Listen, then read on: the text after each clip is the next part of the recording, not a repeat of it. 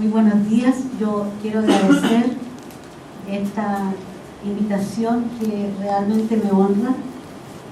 Tus palabras me dejan un poco descolocada porque yo lo que más te había mencionado es no destacar todo esto que mencionaste. Pero como hay tantos jóvenes acá, yo lo único que quiero destacar es que quizás el mayor mérito en la vida es que la vida me regaló haber elegido un trabajo que yo amo. Y eso creo que muy pocas personas tienen el privilegio. Aquí hay muchos, tal vez Marcos, que tú, personas que yo conozco que aman lo que hacen, pero muy pocos pueden decir que disfrutan con el trabajo. Yo iba al trabajo y voy al trabajo y disfruto. Y tal como mis amigos me dicen, pero sigue trabajando, yo estoy jubilada. Y yo pienso que voy a hacer lo que hace un campesino. El campesino sigue arando su tierra hasta que muere. Entonces, eso es lo que hace una persona que ama lo que hace. Eso es lo primero que quiero destacar. Y lo segundo que me regaló la vida es que he llegado hasta aquí con una educación pública gratuita. Y quiero destacarlo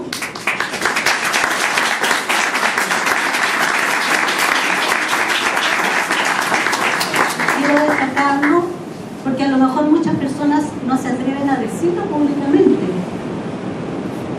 Yo estudié en un colegio primario público que ya no existe, muy pobre, donde los niños iban sin zapatos al colegio. Estudié en el Liceo de Niñas de Valdivia público. Estudié en la Universidad de Concepción con la beca Enrique Molina. Me casé en segundo año en la universidad. Llevo 48 años de matrimonio con un solo marido. Así que ustedes ven que se pueden hacer muchas cosas en la vida cuando uno se lo propone y ama lo que hace. Y con eso yo quiero empezar mi charla. ¿Me puede prestar el...? Gracias. Cuando Jaime me invitó a exponer acá, yo la verdad es que me sentí un poco complicada con este tremendo título. ¿Qué hablar con este tremendo título en tan breve tiempo? He hecho bastante trabajo al respecto y hubo dos opciones. O expongo algo global o me voy a lo técnico. Pero pensé que lo mejor era exponerles a ustedes algo global. ¿Qué significan los desastres para la región del Biobío? Porque resulta que si me voy a lo técnico, en 45 minutos les va a entrar por un oído, les va a salir por el otro y no se van a recordar nada. En cambio, si expongo lo global, van a ustedes saber que algo les va a quedar y van a llevarse a sus casas tareas. Entonces, mi propósito es que sobre todo los jóvenes se vayan con tareas. Región del Biobío. ¿Qué significa esta región del Biobío? Todos hemos hablado acá, yo creo desde ayer se está hablando de la región del Biobío. En una ocasión me correspondió exponer y pregunté a algunos estudiantes jóvenes ¿cómo podría usted identificar la región del Biobío? Entonces alguien me dijo por el río Biobío, pero el río Biobío no está en la región del Biobío solamente, hay parte que corresponde a otra región, a la 9ª región. El río Biobío casi comienza frente a Temuco, entonces tampoco es parte, solamente el curso medio inferior es de la región del Biobío. Me dijo la radio Biobío, la radio Biobío, eso no identifica como región. Y si ustedes empiezan a recorrer, es bien difícil encontrar algo que nos identifique plenamente como región. Pero si vamos a lo económico, ahí sí que empezamos a encontrar cosas que nos identifican como región. Pero Ñuble queda fuera. Ñuble queda fuera. Y entonces yo pensé que era conveniente mostrarles a ustedes cuál es el perfil. antes de empezar con los riesgos. Entonces, esta es mi presentación. En una primera parte mostraré el perfil de la región, luego el lugar que tiene Chillán dentro de este perfil, los conceptos como acá hay jóvenes, de riesgo, desastre natural, ¿no es cierto?, y región. El concepto que voy a dar es uno solo y el más tradicional de todos, los tipos de amenazas en los sistemas naturales de la región del Biobío, algunos análisis de casos y las conclusiones. Y aquí tienen ustedes nuestra región. La región tiene cerca de 2 millones de habitantes, así hablando globalmente, con el último censo que un poco todavía no exacto, pero fíjese que 1 millón de personas se ubica en el Gran Concepción, o sea, está todo para la costa, está como inclinada esta región hacia la costa. Y esta región se destaca por sus recursos naturales y por supuesto que por sus riesgos. El terremoto del 2010 nos dejó el renombre a nivel internacional, a nivel mundial, pero se destaca por sus recursos forestales, por sus recursos pesqueros y por sus recursos hidroeléctricos. Y miren, a nivel internacional somos recontra conocidos. Esta región que ocupa un puntito acá de nuestro país es reconocida en todo el mundo, o sea, globalmente tiene un gran impacto. Exporta, en el año 2012, exportaba 4.953 millones de dólares. 4.953 millones de dólares, de los cuales 74,5% corresponde al sector forestal.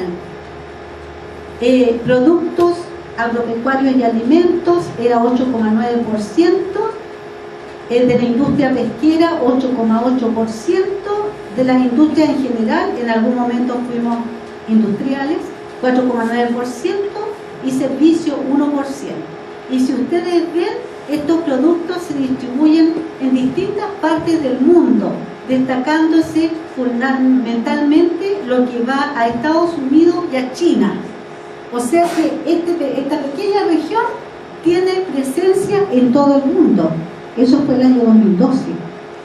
¿Qué significa? Yo me di el trabajo de hacer este ejercicio porque cuesta imaginarse cuánto significa estos millones de pesos. ¿Qué significa, por ejemplo, 725 millones de dólares? 354 mil millones de pesos. Eso, yo compré camionetas con eso. Equivale a 24.000 camionetas, que colocadas una detrás de otra, es como de aquí a Concepción. O sea, equivale una sola exportación a Estados Unidos por ese año, equivale a 1/4 de una celulosa, a la construcción de 1/4 de una celulosa. Entonces, si ustedes ven, es una región, ¿no es cierto?, bastante importante desde el punto de vista económico. Y aquí viene lo bueno. Arauco y la CMPC concentran el 63% de los envíos. Ya, hasta ahí estamos bien. ¿Qué significa esto desde el punto de vista geográfico? Ahí tienen el mapa. Un paño de pinos de eucalipto en la región. Ya acá tienen, incluso están las industrias ahí, las industrias, ¿no es cierto?, los aserraderos, las industrias de celulosa. Pero esto implica riesgos. Los riesgos, los desastres no son solo naturales. El hombre y la naturaleza interactúan, porque los incendios también implican que hay un factor natural interactuando, pero el factor humano está el combustible aquí. Entonces esto implica, esta forestación implica, voy a hablar solo del riesgo de incendio, aquí incendios frecuentes, solo el 2012 hubo 28.300 hectáreas de bosque perdidas, lo que equivale a más de 2.000 millones de pesos en un solo incendio, o sea, como tenemos un paño de bosque, el incendio se expande rápidamente. ¿Qué significa desde el punto de vista de la pesca? Bueno, ahí esto es un diario de ahora del mes de junio. Peligran 8.000 puestos de trabajo en la región por crisis en sector pesquero industrial. Acá tienen pesca artesanal, ahí alguien buscando pescados que ya no están. Acá tienen, ¿no es cierto?, algunos langostinos que están varados ahí porque se instaló una termoeléctrica de acuerdo a algunos, porque hay un cambio climático de acuerdo a otros. O sea, todo este desarrollo económico está en riesgo porque hay un mal manejo. Que, de acuerdo a Renato Quiñones, que es un biólogo marino, ¿qué dice él? La verdad es que no es un problema natural, es un problema de que se usó mal el recurso y se puso al zorro cuidando a la gallina. O sea, se puso a los que tienen que distribuir las cuotas de pesca, se puso como dirigente toda la distribución de cuotas. Por lo tanto, ellos distribuyeron mal y se distribuyó más de la capacidad que puede reproducirse el producto. ¿Qué tenemos acá? Recurso agua. Recurso agua, si ustedes miran, esta es la octava región, esta es la distribución del sistema de transmisión, se va para el norte, se va para el sur, se va para el sistema de Gran Concepción. Tenemos el 31,3% de la potencia instalada en el país, equivalente a 1.700 megawatts. Tienen acá un gráfico al lado. Eso lo hicimos, ese es un trabajo que hicimos hace como 10 años atrás. ¿Qué indica ese trabajo? Esto es el lago Laja. Si ustedes miran ahí, el lago Laja ha fluctuado en 60 metros su nivel debido al uso hidroeléctrico. 60 metros su nivel. O sea, los recursos están en riesgo. ¿Cuál es el lugar de Chillán en este perfil? Chillán no es ni pesquero, ni forestal, ni tampoco tiene recursos hidroeléctricos. Es el único, junto con un poco Los Ángeles, la provincia de Biobío, que tiene, ¿no es cierto?, desarrollo agrícola.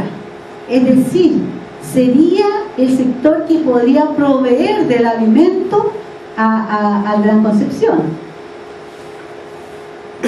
La región podría ser una gran región con este Interland agropecuario, pero no es así. Entonces, acá tenemos un estudio que hizo Cristian Enríquez, donde muestra el dominio, ¿no es cierto?, de la producción agropecuaria de la cuenca del río Chillán, y también estudios hechos por Azócar y otros indicaron que la cuenca del río Itata tenía más del 30% de uso agrícola, un 13% de uso ganadero. O sea, toda la provincia de Ñuble está dedicada a la agricultura o a la ganadería. Por lo tanto, nosotros, ese es nuestro perfil. Nuestro perfil, la provincia de Ñuble está orientada a la agricultura y todo lo que está más al sur predominantemente forestal, pesquero e hidroeléctrico. Eso es lo que está en riesgo cuando hay desastre natural. ¿Qué es una región? Esta es la más clásica de todas las definiciones. Es un cuadro espacial de actividades humanas heterogéneo pero coherente que se organiza en torno a una ciudad que en este caso sería la ciudad de Concepción. Los sistemas naturales serían el emplazamiento base del espacio regional. Emplazamiento base que tiene recursos naturales y riesgos naturales. Estos son aspectos locacionales que inciden en el desarrollo económico y también inciden en la evolución. Es decir, yendo a los desastres naturales han marcado hitos en el desarrollo y en la evolución de nuestro territorio. ¿Qué se entiende por riesgo natural? El riesgo natural es la probabilidad de ocurrencia de un fenómeno natural en un momento y en un lugar determinado. Y este fenómeno es susceptible de causar daño a la persona y a los bienes que tienen esta persona allí instalada. Si la amenaza, si este peligro se detona, puede producir un desastre, y el desastre es mayor cuando el uso del territorio se ha hecho desconociendo la capacidad de acogida, las limitantes que tiene ese territorio, y entonces se producen pérdidas económicas, sociales, ambientales y desastres hasta políticos. Los efectos se agravan cuando falta una capacidad de prevención y de gestión del desastre, y esto lo hemos vivido recientemente y lo comprendemos muy bien todos por el terremoto del 2010. ¿Cuáles son las amenazas de los sistemas naturales de la región? Los sistemas naturales los hemos dividido de acuerdo a las distintas macrounidades de la región. El sistema andino, acá, ¿no es cierto? El sistema andino tiene dos grandes subsistemas, que es lo que está sobre la línea de nieve, que es el sistema nival. Después viene el sistema andino forestal. Luego en la depresión intermedia está el sistema piemontano, el sistema de la cordillera de la costa, están los sistemas litorales y los sistemas insulares. De acuerdo a esta división, entonces, cada subunidad va teniendo diferentes tipos de riesgo. Por ejemplo, en la cordillera andina, bueno, todos sabemos, ¿no es cierto?, que el riesgo mayor es el volcánico. Dentro de los riesgos volcánicos están los riesgos de que el volcán haga erupción, pero hay distintos tipos de riesgos. Está el problema de la aspersión de la ceniza, flujos de lavas, flujos piroclásticos, avalanchas volcánicas, lahares que se vienen por los valles, etc. El climático, nevazones. Por ejemplo, el 95 tuvimos, ¿no es cierto?, esta tremenda nevazón que hubo y que dejó desastre en la cordillera. Procesos de remoción en masa, o sea, deslizamientos, derrumbes, avalanchas de nieve que pueden producir grandes desastres, como gran parte de la cordillera no habitada, pero puede destruir caminos. En cambio, ustedes tienen una cordillera habitada y puede haber grandes pérdidas en esta cordillera, puesto que aquí hay turismo, hay hoteles, el valle del río Renegado es bastante habitado hacia arriba. En los sistemas piemontanos, lo que más se da es la erosión de suelos, hay riesgos climáticos, sequías heladas, inundaciones fluviales, riesgo sísmico. En la cordillera de la costa, erosión de suelos, incendios forestales, todo lo que está en rojo lo vamos a ver en detalle.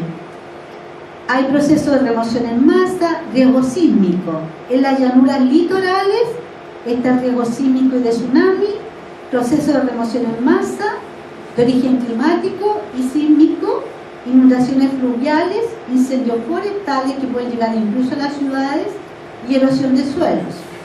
Y en las islas, riesgo sísmico y de tsunami y proceso de remoción en masa. Aquí tenemos algunos de los elementos. Por ejemplo, dije que en los sistemas de la cordillera de la costa, uno de los riesgos era la erosión de suelo. Aquí hay un mapa detallado hecho en la cuenca del río del Itata por Fernando Peña del año 1999. Todo lo que está en rojo son zonas con erosión de suelo. Lo que está en rojo intenso es erosión severa, lo que está en el rojo más suave es erosión media. Pero eso implica que hay grandes problemas de ese suelo para ser cultivado. Eso es erosión producida por la lluvia, por la intensidad de lluvia diaria. Y es debido a un mal manejo, a la labranza con arado y al tipo de cultivo que se ha utilizado desde hace más o menos 100, 200 años. Y aquí tienen el producto de esto: cárcavas y erosión en manto, una erosión laminar producida por la lluvia que trunca toda la parte fértil del suelo. Otros riesgos que se producen en la costa. Recién hablaba Rodrigo, por ejemplo, de las dunas costeras que, por ejemplo, en San Pedro son aplanadas para poder construir poblaciones. Hay dunas, que no es el caso de estas porque estas son dunas multiculares, pero hay dunas que están en el borde costero, se llama justamente duna bordera. Esa jamás hay que destruirla, porque esa duna protege de los tsunamis. ¿Qué se hizo en San Pedro de la Costa, en Michagüe? Se sacó la duna. ¿Qué se construyó? Población, las poblaciones más pobres de Concepción Extremadura. Entonces, uno se pregunta, ¿por qué? ¿Por qué no se, antes de construirse esas poblaciones, no se hace una evaluación de los riesgos que allí existen? La duna también implica una deflación. El viento azota, la arena es arrastrada y hay un riesgo de que los cultivos puedan ser invadidos por la arena. Acá hay riesgo de remoción en masa. Toda esta zona no está poblada, por lo tanto el riesgo no existe, pero está la amenaza de la remoción en masa. Todo este sector, esto se llama Yico. Yico fue arrasado en 1960 por un tsunami, fue vuelto a reconstruir en la misma parte, fue arrasado en 2010, está siendo vuelto a reconstruir en la misma. Vamos a ver los análisis de caso ahora. Vamos a partir por los riesgos y desastres asociados a sismos y a tsunamis. Nos cuesta mucho entenderlo porque lo vivimos y la experiencia está cerquita, pero un par de años más se va a olvidar y va a ser simplemente un cuento. Todos sabemos, porque la televisión se ha encargado de decirlo, que los terremotos que nos afectan están relacionados con la subducción de placas, salvo el terremoto que les pertenece a Chillán, que no está relacionado con subducción de placas. Ese es un terremoto de ustedes, intraplaca, no está relacionado con subducción. Entonces, el terremoto se produce cuando esta placa se despega de la otra y se resbala hacia el interior. Y entonces viene la liberación de energía y se produce la sacudida. Y entonces, al venir la sacudida, ¿no es cierto?, tenemos un pequeño terremoto, un gran terremoto. En el caso nuestro, somos líderes en cuanto a terremotos. Tenemos el primer gran terremoto de la historia del mundo, que fue el de 1960, y yo lo viví, 9.5, y el quinto terremoto, que es el de 2010, 8.8, que ustedes lo vivieron, yo no. Pero estos terremotos, que son altamente destructivos, también tienen un parentesco con el volcanismo, porque si ustedes ven aquí, debajo de esta placa se forma una cámara magmática. O sea, no es que todo el interior de la Tierra esté fundido. Hay lugares donde se forman cámaras magmáticas, lugares donde la corteza se funde y la placa termalmente debilitada se fractura, se forman fallas, y a través de estas fallas el magma sube y se forma un volcán. Entonces están como asociados los fenómenos. Allí donde hay subducción de placa, al interior generalmente hay un cordón volcánico, y en este caso el cordón volcánico es de los Andes. Pero el plano de subducción tiene que tener un cierto ángulo, que generalmente es superior a 20-23 grados, porque si el ángulo es muy plano, entonces no hay volcanismo, como por ejemplo en el norte chico. No tenemos volcanismo en el norte chico, porque el ángulo de subducción es muy horizontal. Entonces no tenemos volcanismo en el norte chico. ¿Qué pasó aquí? Ahí está. En Concepción tenemos, ¿no es cierto?, un largo historial de terremotos. En 1562, 1 grado 8 con terremoto y tsunami, recién fundadito Concepción, 1550. Viene el gran terremoto con maremoto, destruye todo. En 1570, miren, poquito después, ¿ya? Terremoto y maremoto, 8.3, mueren todos en Penco. Yo creo que se salvaron un poquito en el cerro, pero hay 2.000 muertos. En el 1657, con epicentro también acá, terremoto y maremoto. En 1730, el epicentro fue entre Valparaíso y Caldera, pero llegó un maremoto que entró por la bahía de Concepción y tuvo aproximadamente 16 metros. O sea que no necesariamente el terremoto tiene que ser acá.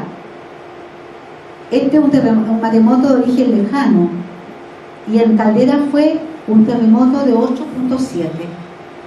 Y han habido otros maremotos que han llegado acá.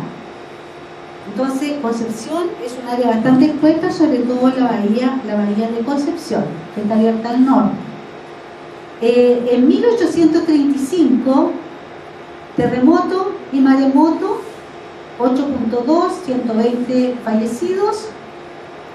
En 1939, terremoto sin tsunami, porque el epicentro fue en tierra, y el epicentro fue al noroeste de Ñiquén, o sea, actuó una falla que está en el borde de la cordillera de la Costa, y el terremoto se sintió entre Santiago y Temuco, fuerte. Entonces, este terremoto, ¿no es cierto?, aquí están tanto en magnitud momento como en grados Richter. Vamos a hablar de esto nomás, de 8,3 grados Richter, porque está casi todo en grados Richter. Vamos a hablar de esto. Y fue un terremoto intraplaca, o sea, actuó una falla al interior del continente, no fue por subducción. Por eso fue sin maremoto. Después, aquí tenemos nosotros el año 1960, que se habla del terremoto de Valdivia, pero resulta que el terremoto que fue mayor en Valdivia también se produjo acá en la región. Tuvo epicentro en Curanilahue aproximadamente, y hubo 3 terremotos. El primero, que se produjo el día 21, que fue grado 7,5, el día 22 fue de 6,3 en la mañana, y el de la tarde fue de 7,8. O sea, esos fueron los que se sintieron acá en la región. 3 terremotos al hilo. En Valdivia fue de 9.5. 125 personas mueren en Concepción. Luego el 2010, con epicentro en Copquecura, y 8,8 el epicentro. Bueno, la destructividad, ustedes la vieron. El impacto más importante fue, ¿no es cierto?, la destrucción de casas, de los puertos, de los caminos. Miren la vialidad y eso cerca de Los Ángeles. Uno no lo ve, uno no como que no lo capta, porque eso rápidamente fue reparado, pero los caminos fueron ampliamente destruidos. Esto es el centro de Concepción, Dichato, la cárcel de Chillán. No sé por qué siempre los terremotos se cae la cárcel de Chillán, siempre, ¿ya? Tienen un poco de solidaridad con los presos ustedes, ¿ya? Acá este barco llegó a la plaza de Talcahuano. Pero luego vienen los problemas sociales. Todos los desastres tienen problemas sociales, tienen problemas económicos, que es la destrucción de las casas, de los bienes de las personas, de las industrias, de los puertos, etc. Después vienen los problemas sociales. La gente se desquicia. Eso en todos los desastres. Se desquicia, pierde el rumbo, ¿ya? Los que no pierden el rumbo son los delincuentes. Eso lo tienen bien clarito, ¿ya? Pero además, todos los desastres en todo el mundo traen consecuencias políticas, caen cabeza. Los primeros ministros, los presidentes, todo siempre cae en cabeza. Y eso está, la UNESCO tiene un esquema de cómo es el ciclo que viene después de los desastres. Está estudiado. Entonces no es raro lo que acá haya pasado. Trae efectos sociales. Aquí está cómo, ¿no es cierto?, esto se tuvo que controlar posteriormente, ahí en las personas como están siendo controladas. ¿Cuáles fueron los efectos? 75% de la población chilena afectada, 12 millones de personas, 5 regiones, 239 comunas. Uno ¿cómo que no percibe esto? Es un tremendo desastre. 74% de los establecimientos educacionales de este sector destruido, 7% de la infraestructura hospitalaria, 285.000 viviendas, 1.554 kilómetros de camino, 211 puentes, 9 aeródromos, 525 fallecidos, 23 desaparecidos, pérdidas económicas por 30.000 millones de dólares. Esto equivale a mucho más que los terremotos de 1939 y 1960 y el doble del terremoto de 1985. Yo quiero relatar la experiencia que yo tuve en Punta Arenas. Yo estaba navegando, estaba en Campo Hielo Sur cuando ocurrió esto. Un día después de ocurrido el maremoto acá, hubo un maremoto, un pequeño maremoto en el fiordo Falcon, 1,5 metros se salió el mar.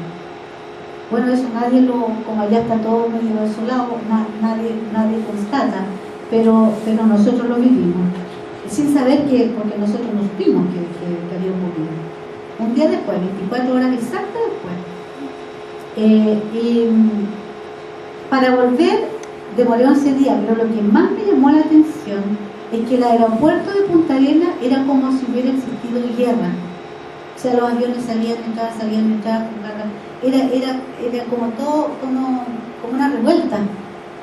Y en Punta Arenas no había pasado nada, pero era como si todo el país estuviera congestionado. Entonces, esa sensación de revuelta, y todos decían que estaba todo destruido, cuando el de acá no era tanto tampoco. O sea, para el 8.8 yo encontré que no había sido. Pudo haber sido mucho peor. Al llegar me tocó hacer un trabajo primero con las escaleras de Talcahuano, que se cayeron los muros, toda la evaluación, pero finalmente me tocó hacer una evaluación de todos los procesos de remoción en masa. Yo no quiero hacer una cuantificación de todo esto porque fue un largo trabajo que fue publicado en una revista, pero se dan una serie de procesos de remoción en masa, o sea, derrumbes que se producen con el movimiento sísmico. Esto tiene relación con el aumento del esfuerzo portante, con la disminución de la resistencia por el aumento de la presión de poros, con la deformación asociada a la onda sísmica. Hay una teoría que dice que los terremotos de subducción no ocasionan grandes procesos de remoción en masa. Y acá se comprobó, la verdad es que no hubo grandes procesos de remoción en masa. Los terremotos que producen grandes procesos de remoción en masa son los de infraplaca, como los de Chillán. Pero haciendo el estudio me di cuenta que el de 1960 había producido tremendos procesos de remoción en masa, que fue de subducción. Pero ¿qué pasó? Y esto lo digo al pasar porque puede ocurrir. Actuó la falla liquidológica. Se movió la falla liquidológica. Y cuando se mueve la falla, todo funciona. Entonces, aquí ustedes tienen algunos de los eventos. Aquí esto es en Tomé, se derrumbó el cerro, mató a una persona acá, un bebé, desgraciadamente, y se destruyeron casas. Hay 37 damnificados, varias casas que quedaron inhabitables. El camino acá a Cocholhue cortado por mucho tiempo. Y lo que más se da en este tipo de terremotos es un fenómeno que se llama lateral spreading. Este fenómeno es un deslizamiento lateral del suelo y que se produce cuando se construye sobre pantanos, cosa que se da en Chillán. Al construirse sobre pantanos, el suelo se mueve lateralmente, se produce una subsidencia del suelo, se produce una inyección del agua hacia arriba y las casas se basculan. Y esto es en el borde de una laguna, de Laguna Los Galitos. El suelo se movió y el suelo se corrió incluso varios metros. Ustedes tienen aquí, esto es el ancho que tiene aquí es 13 metros, pero el borde del lago se corrió 3,5 metros.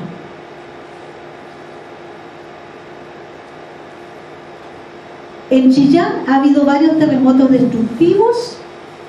En 1657, destrucción total de la ciudad que estaba en el Bajo. Yo creo que Marco acá ha hecho varios estudios al respecto. Luego en 1751, un 8.5, estaba aún la ciudad en la ribera del río Chillán, viene destrucción total de la ciudad. Y aquí viene algo interesante, la ciudad se inunda la ciudad, y tengo la impresión, es simplemente impresión por las crónicas que hay, que hubo un basculamiento del sitio. Entonces, al haber un basculamiento, el río se desbordó, porque no está relatado una lluvia inusual. Entonces, tengo la impresión que el río se basculó.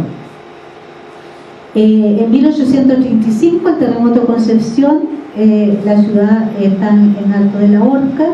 Nuevamente hay desastre, 156 casas, ¿no es cierto?, y 9 edificios destruidos.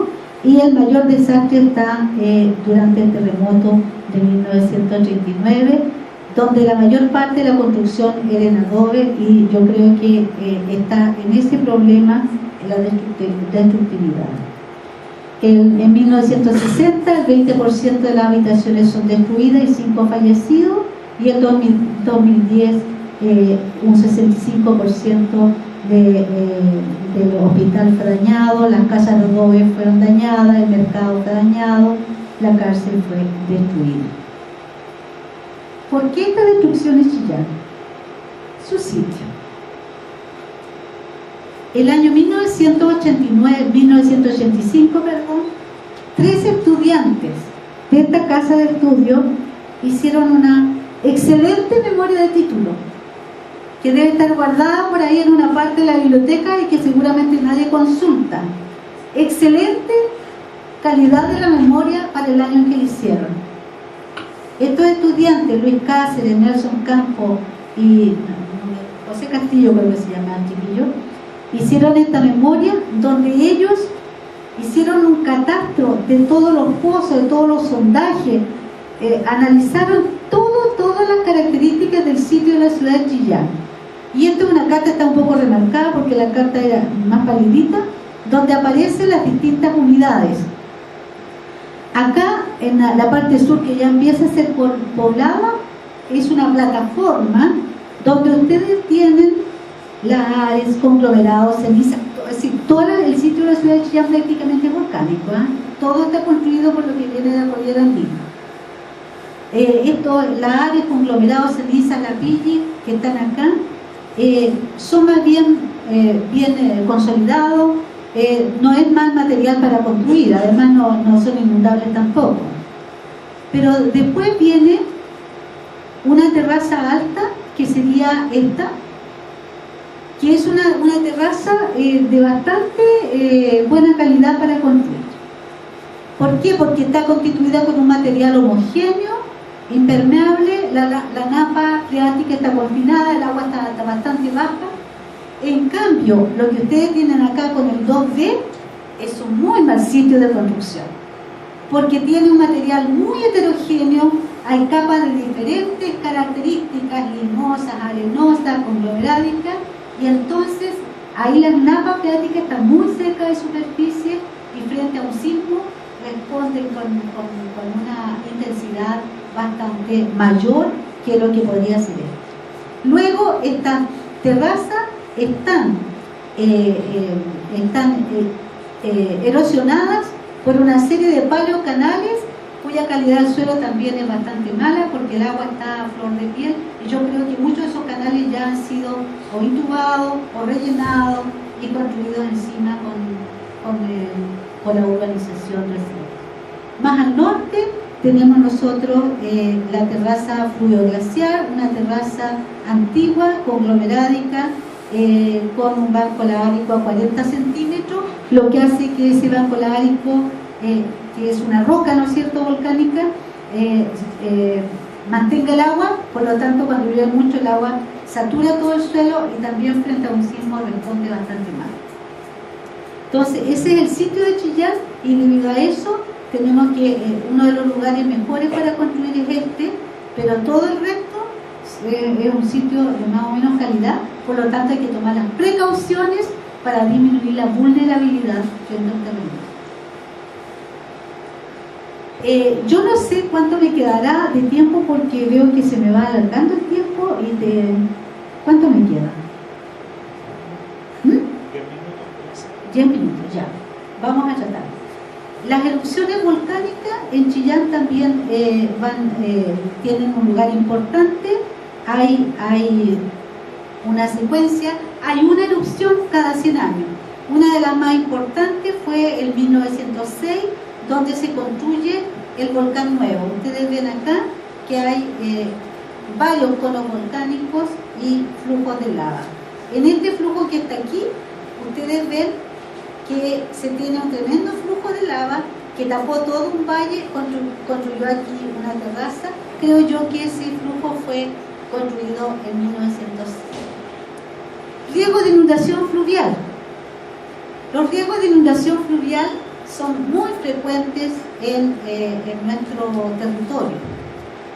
Los factores detonantes son la intensidad de lluvia diaria. Ese es el factor más frecuente y hay otros, ¿no es cierto?, factores que ayudan: el tamaño y forma de la cuenca, la impermeabilización del suelo, los índices de cobertura vegetal, las intervenciones de cauce y las erupciones volcánicas. Esta es una foto que muestra el año 1992, la inundación de la ciudad de Concepción. Esta población estaba recién construida en Concepción y ustedes ven que están completamente inundadas.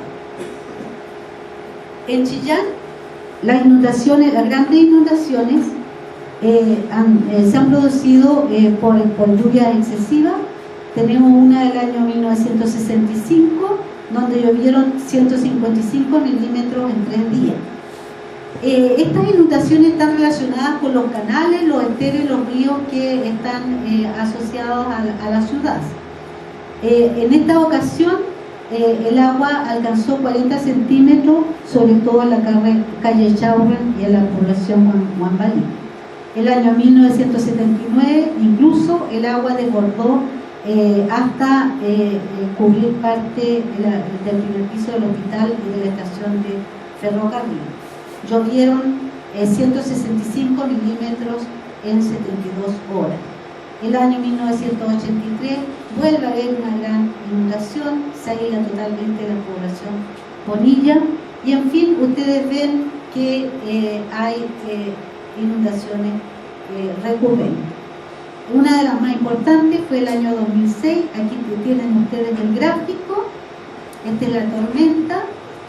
El mes de junio llovió 374 milímetros y el mes de julio, con toda esa agua que ya estaba el suelo saturado, el mes de julio, entonces llovió acá 155 milímetros y acumuló en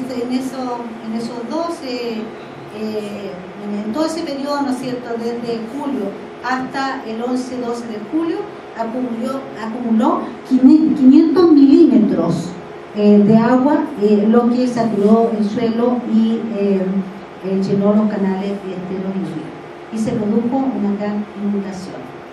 Y así, ¿no es cierto?, tenemos que la ciudad de Chillán fue afectada e impactada por todos estos canales. Aquí están todos los canales, río y estero. En uno de los canales que da mayores problemas, el canal de la Luz, el estero Las Toscas, no sé si se llamará todavía estero Maipón, y está acá el río Chillán. Acá están todos los canales y enteros y todos estos canales que han sido, ¿no es cierto?, canalizados, han tenido impacto negativo. Ahí está el dato. Chillán. Aquí está el canal de la Luz, una foto tomada el 18 de junio. Está el estero Las Toscas, cuyo nivel, ¿no es cierto?, aumenta fundamentalmente por el problema de las basuras. En Chillán, en 2006, 10.000 personas fueron afectadas en la comuna, 2 víctimas fatales, 30 viviendas destruidas, 2.100 con daño menor, 150 con daño mayor.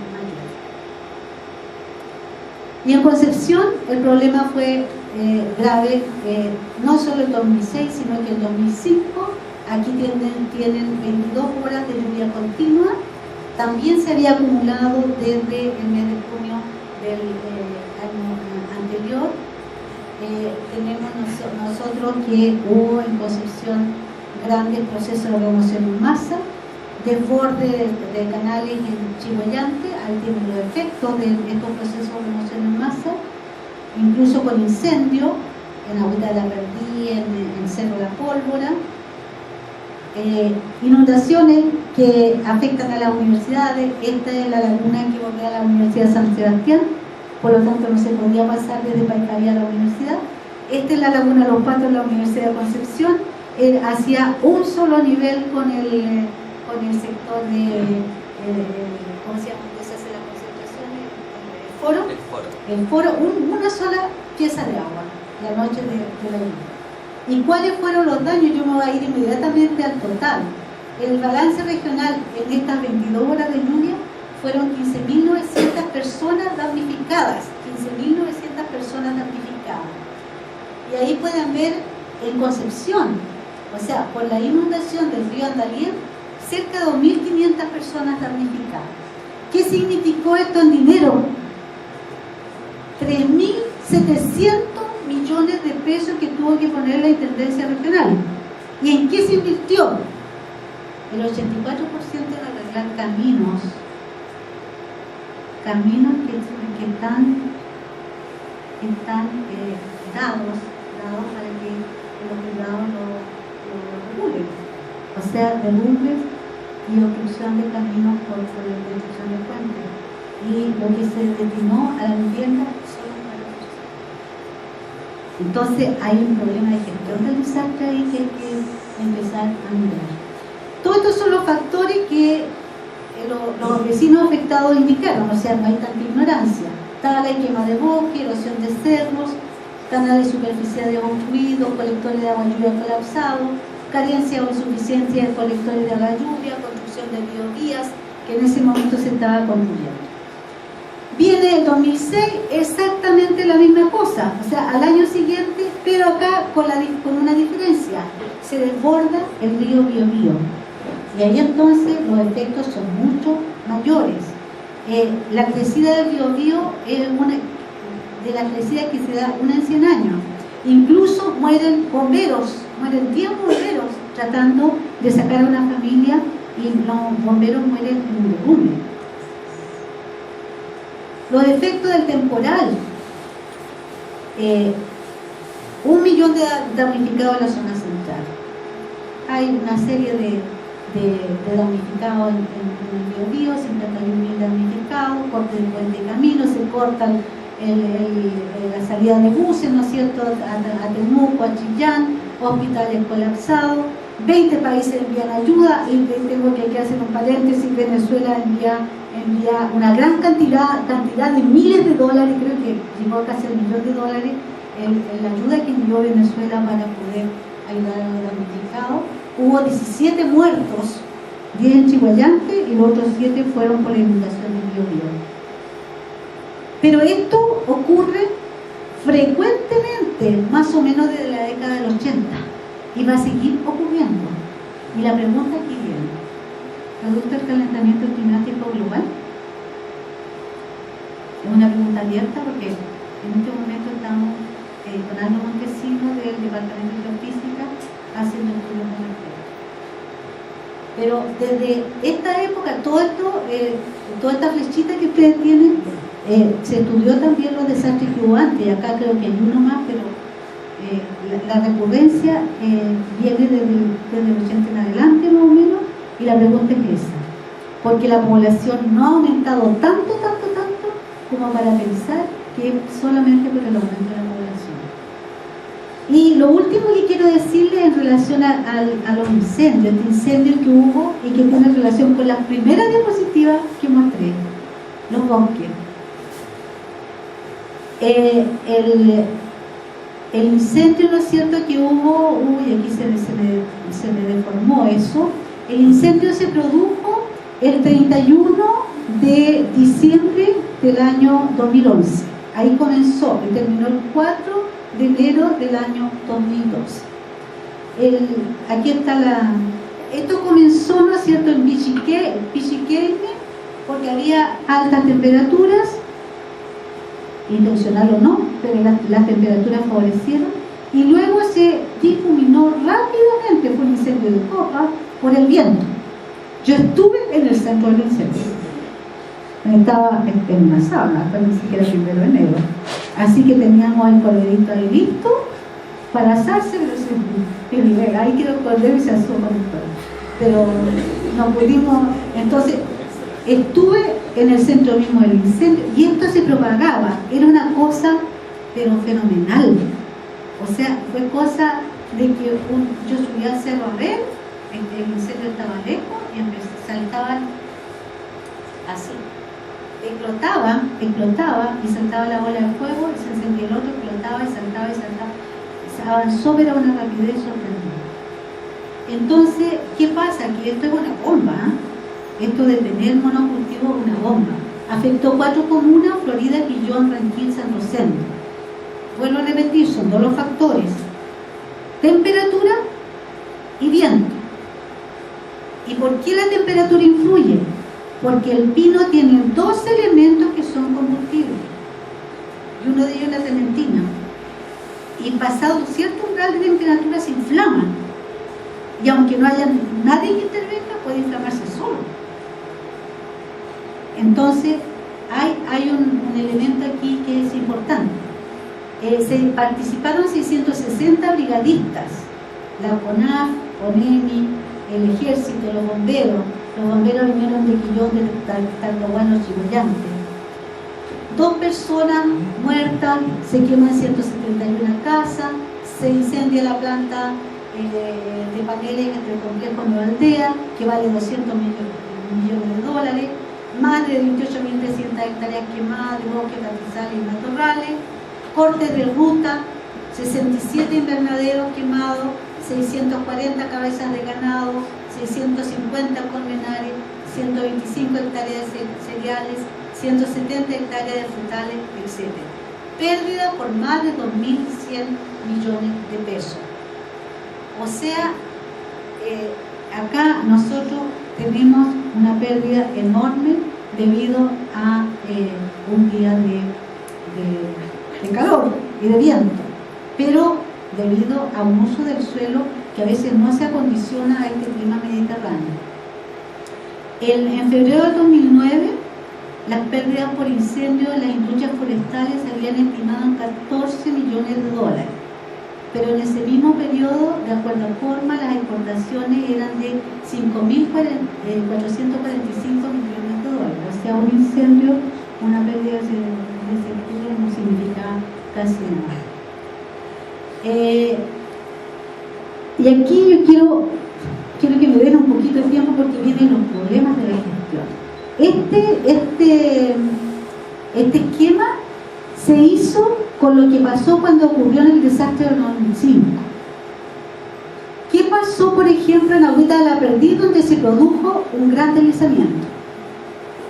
Nadie dio la alerta de que podía haber remoción en masa. Nadie dijo que la lluvia era una lluvia peligrosa. Los vecinos empezaron a percatarse que llovía mucho y que tenían que estar alerta. Se produjo el deslizamiento y era una población pobre, pero los vecinos estaban muy organizados. Y entonces sabían que había una persona adentro embarazada, casi a punto de dar a luz. Y sacaron a toda la familia por la ventana, porque felizmente fue un deslizamiento que fue desplazándose al comienzo de a poco.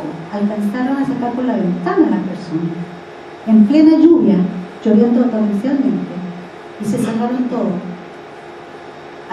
¿Cuánto tiempo después llegaron bomberos, ONEMI y todo? Al día siguiente, porque no pudo entrar nadie.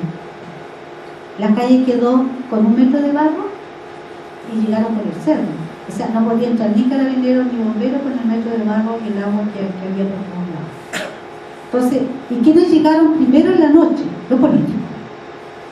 Porque como tenían, la Junta de Vecinos tenían los celulares de todos los políticos que iban a buscar votos, entonces se comunicaron con los políticos y ellos atravesaron el cerro y vinieron a conversar, a prestarle ayuda, a traer un cafecito, cuando pasaron al hombro, como sea, pero llegaron.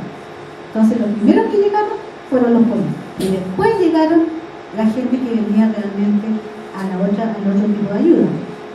Entonces eso esto muestra eso, avisa los vecinos a Carabineros, de ahí a la municipalidad, pero como era día festivo no había nadie en la municipalidad, entonces de ahí empezaron a tratar de movilizar, pero la movilización fue bastante tardía. Yo no digo que ahora sea distinto, eso es lo que yo recogí. Lo ideal es que hayan centros de alerta y que esos centros de alerta sean realmente efectivos, ni por televisión ni por radio, porque eso no funciona cuando se corta la luz. Que haya otro tipo de centro de alerta. Yo no soy quien para dar los medios, pero tiene que haber otro centro de alerta, de modo que haya una dirección con una persona o con un grupo de personas o con junta de vecinos, con el director de la escuela, no sé con quién, pero de modo que pueda inmediatamente la persona saber a quién dirigirse, a quién atenerse para poder organizarse y movilizarse. Entonces, los problemas son el sistema de alerta carente de efectividad para una respuesta oportuna, carencia de un programa integrado para enfrentar la emergencia, carencia de una estructura operativa y funcional, hay una descoordinación completa de los organismos, carencia de áreas de resguardo. Los vecinos decían, yo bajé, pero frente a un proceso de renovación en masa tienen que subir, no bajar porque se les cae el cerro encima. Bajé. Cuando la emergencia termina, y esto es lo más importante de todo, no se almacena la experiencia, no se almacenan los datos, o sea, no aprendemos la lección.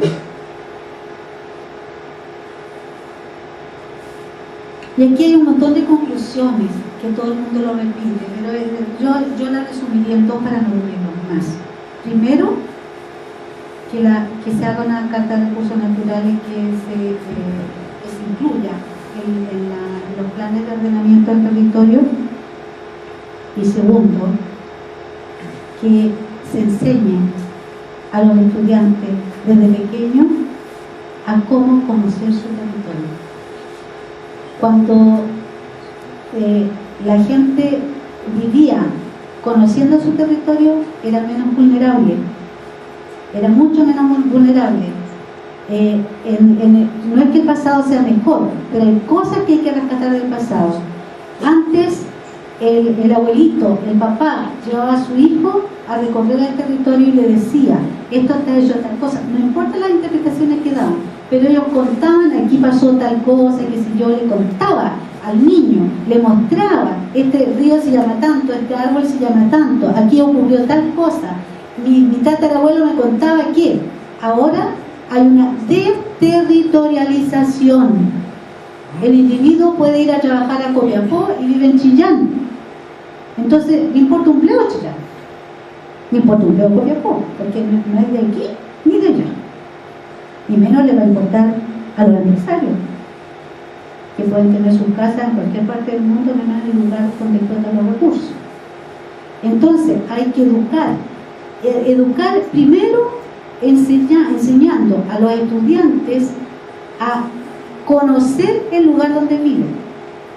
Porque yo pregunto a un estudiante, ¿cómo se llama la calle que está a 2 cuadras más allá? No conocen el nombre. ¿Cómo se llama el esperito que pasa por aquí? No tengo idea. Pero si el estero se desborda, le lleva el agua al cuello. Entonces, para poder comprarse una casa, la compran en cualquier lugar. No se investiga qué ocurre ahí, cómo es el sistema natural, cómo funciona. Entonces, volvamos a recoger eso del pasado, a conocer nuestro territorio, a hacer lo que hace cualquier tipo de animalito, que aunque no tiene inteligencia, conoce su territorio. Nosotros se supone que somos animales inteligentes. Conoce su territorio para poder vivir bien. Yo decía adelante a alguien, lo más importante es aprender a conservar la vida. Y lo segundo es aprender a ganar dinero. Porque ¿qué sacamos de tener dinero? Si después viene un aluvión y nos lleva la casa, nos lleva a nosotros, nos lleva a nuestra familia, no sacamos nada. Entonces eso es lo más importante, aprender a conocer nuestro territorio y que el educando sea educado en cómo aprender a conocer ese territorio en cualquier lugar del mundo donde viva. ¿Cuáles son las preguntas que tienen que hacerse? ¿Con qué lupa tiene que mirar el lugar donde vive para poder ver todas las vías de escape y aprender a vivir? Muchas gracias y les pido disculpas.